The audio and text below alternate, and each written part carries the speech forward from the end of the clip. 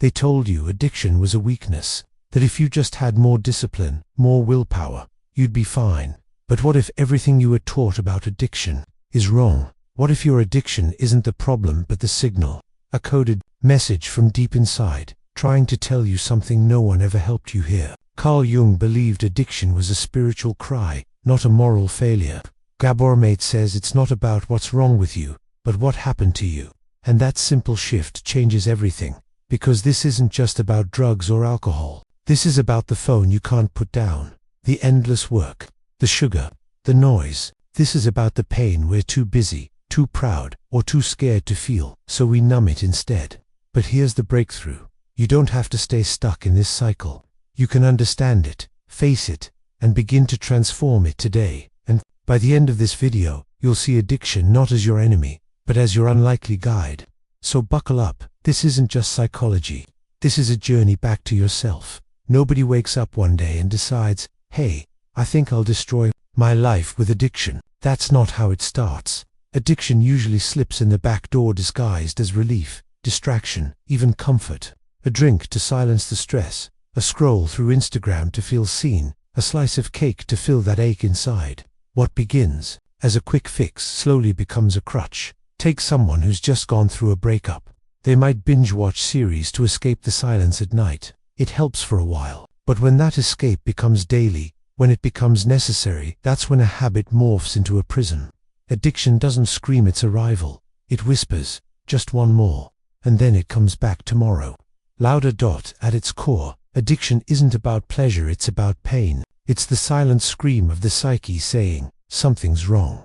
Jung would argue this isn't moral weakness. Gabor Maté would say it's emotional pain left untreated. And here's where it gets deep. Because if that pain is internal, maybe what we call bad behavior is actually a desperate expression of the self begging to be understood. Carl Jung never believed people fell into addiction simply due to a lack of character. He saw beyond the surface. To Jung, addiction was a cry from the soul, a symbolic expression of a collapsing psyche. When we fail to integrate our repressed parts, we try to numb them with external distractions. It's not moral weakness, it's unprocessed emotional pain. Think of a high-performing egotistical, admired, functioning yet unable to spend a night without drinking. On the surface, no one suspects anything, but Jung would say that this behavior reveals a split soul, the persona we present to the world versus the shadow we hide even from ourselves. Addiction, in this case, becomes an attempt to unify what's been broken inside. This changes everything. Instead of judging the addicted, we start asking, what's missing inside them? Jung believed addiction arises when we abandon the path of individuation, that personal journey to become who we truly are. The pain we ignore, the trauma we bury, all of it returns, often in the form of compulsion. And when that happens, people don't need punishment. They need awareness. One of the hardest things is to look at yourself honestly and say, this behavior is telling me something. Here's where a powerful key comes in. Spirituality as a way to reintegrate the fractured self. Addiction can be an invitation to transformation, even when it shows up dressed as destruction. But what if the problem isn't the substance itself? What if it's about the way we relate to it? That's exactly the challenge Gabor Maté brings into the conversation, because according to him, the root of addiction lies less in the object of desire, and more in the emotional pain we're trying to numb with it. Gabor Maté flips the script on how we define addiction. For him, it's not just about substances, it's about behavior. If you keep doing something over and over, even though it causes harm, that's addiction. Whether it's gambling, binge eating, doom scrolling, social media, or overworking yourself into burnout, the question isn't what you're addicted to, it's why you can't stop. Picture someone glued to their phone every night, swiping through feeds until 3 a.m., waking up exhausted but doing it all over again. There's no needle, no bottle, but the damage is real.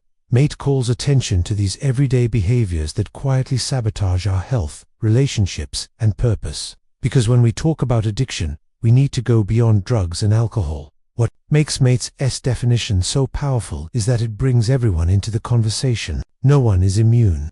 He challenges the illusion that addiction is a them problem. If you've ever turned to food, work, screens, or shopping to escape pain, congratulations, you're human. And you've probably danced on the edges of that same vicious cycle without even knowing it. He invites us to look deeper, not with shame, but with curiosity. Instead of asking what's wrong with you, Mate asks, what happened to you? That single shift changes everything. It reframes addiction as a response to pain, not a failure of will. And it encourages compassion for yourself and for others still stuck in the cycle. This view exposes a dangerous myth that addiction is a personal defect. No, it's a survival strategy, flawed, yes, but often the only one available to someone in pain. And here's the thing, the pain doesn't go away just because we pretend it isn't there. It festers in silence until it finds a voice through compulsive behavior. But the relationship between person and behavior isn't random. There's something deeper at play, something in the way we connect with external things to regulate our inner world. And that's where the next layer of insight begins to unfold. Addiction isn't just about what you're addicted to, it's about what that thing does for you. The object itself isn't inherently evil. Alcohol, work, sex, or even of them are addictive in isolation. What matters is how we use them to manipulate our inner state. It's the relationship we form with them that tells the real story. Imagine someone who drinks wine at dinner occasionally versus someone who can't sleep without it. Same substance, completely different dynamic. In one case, it's a choice. In the other, it becomes a dependency, a bridge to peace that can't be built from within. That's what addiction does. It replaces internal regulation with external control. And here's where things get really interesting. Certain objects have a stronger grip. A slot machine, for example, isn't designed to entertain, it's engineered to trap. The flashing lights, unpredictable rewards, and dopamine rushes hijack the brain's wiring. This isn't about weak willpower, it's behavioral neuroscience. In action, some things were built to be addictive, but let's not give the object too much credit. Even the most addictive substances don't hook everyone. Two people can try heroin, one gets addicted, the other doesn't. Why? Because the real hook lies inside the person, not the drug. It's the inner pain, the unmet needs, the emotional void that turns a habit into a trap. This is why treating addiction with punishment never works. You can remove the object, but if you don't heal the relationship, the internal reliance, it just shifts to something else. The smoker becomes a compulsive eater. The workaholic becomes a shopaholic. The cycle continues until the need behind the addiction is finally addressed. And that need, it almost always traces back to emotional pain wounds carried silently from the past, which brings us right into one of the most uncomfortable, yet necessary, places to explore: childhood. Behind every addiction, there's a story, not just of behavior but of pain. Most people don't wake up and say, I want to feel numb today. They're trying to escape something: anxiety, loneliness, guilt, shame. Addiction becomes a strategy, a way to cope with an emotional storm they don't know how to name, let alone process. Let's say someone constantly shops online late at night. It's not about the shoes or gadgets, it's about the temporary high.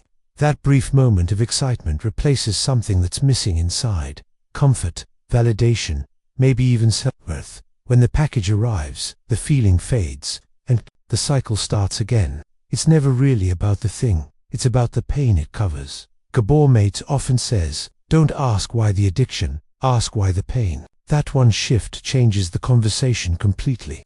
When we trace the roots of addiction, we often find trauma, especially from early life. A child who felt invisible or unloved grows into an adult, searching for soothing in anything they can find. Addiction becomes the bandage over a wound no one else sees. This is why healing requires more than just quitting. It requires remembering, not in a nostalgic way, but in a courageous, honest way, acknowledging what hurt and when. Jung believed the psyche will find ways to express what the conscious mind refuses to face. So if we keep suppressing emotional pain, it won't go away, it will resurface as compulsive behavior. And here's something most people miss: pain doesn't need to be dramatic to be damaging. Sometimes it's subtle: a parent who is physically present but emotionally distant, or a teacher who shamed you in front of your peers. These moments, when left unprocessed, become fuel for future patterns. Addiction becomes a silent echo of the past, which leads us to an uncomfortable but crucial realization. The environment we grew up in, the way we were seen, held, or neglected shapes our vulnerability to addiction. And in many cases, the first wound doesn't come from within, but from those who were supposed to protect us. Many people assume addiction begins in adulthood, but often the seed is planted much earlier. In childhood, we're like emotional sponges, absorbing everything from our environment. When a caregiver is emotionally unavailable, critical, or inconsistent, the child doesn't just get over it. Instead, they internalize the pain, believing they are unworthy, unlovable, or broken. Picture a child growing up in a home where affection was rare, or where love was conditional. Maybe their achievements were praised, but their emotions ignored. That child learns quickly, my feelings don't matter. As adults, they might chase perfection, control, or substances not for pleasure, but to fill the emptiness left by unmet needs. Addiction becomes their false comfort. Gabor Maté highlights that trauma isn't just what happened to you, it's what didn't happen. The absence of tenderness, security, and validation can be just as damaging as outright abuse. A child who never felt safe being vulnerable may turn to addiction later in life as a defense mechanism. It's not rebellion, it's self-protection turned sideways. Carl Jung would describe this as the formation of a fragmented self. The child develops masks to survive, suppresses parts of the psyche to fit in, and buries their authentic needs. These disowned parts don't disappear, they wait. And when the adult finally collapses under the weight of their emotional backlog, addiction steps in to silence the chaos. This is why healing from addiction requires looking backward. It's not about blame, it's about understanding the emotional blueprint we inherited. When you uncover that your craving for alcohol, validation, or constant stimulation is really a craving for connection, everything changes. You stop fighting the symptom and start healing the source. And the truth is, we're not just shaped by our families, we're shaped by the culture we're raised in. The wider society plays a role in this emotional deprivation, which brings us to an even deeper layer of the addiction crisis, the one we all live inside. Every day we live in what Gabor Maté calls a toxic culture, one that glorifies speed, performance, and instant gratification. Think about it, you're rewarded for being constantly online, endlessly productive, and emotionally numb. You don't even need to leave your bed to get dopamine anymore. Just tap a screen, and voila, distraction delivered in 2 seconds or less. Consumerism feeds this machine. Ads don't sell products.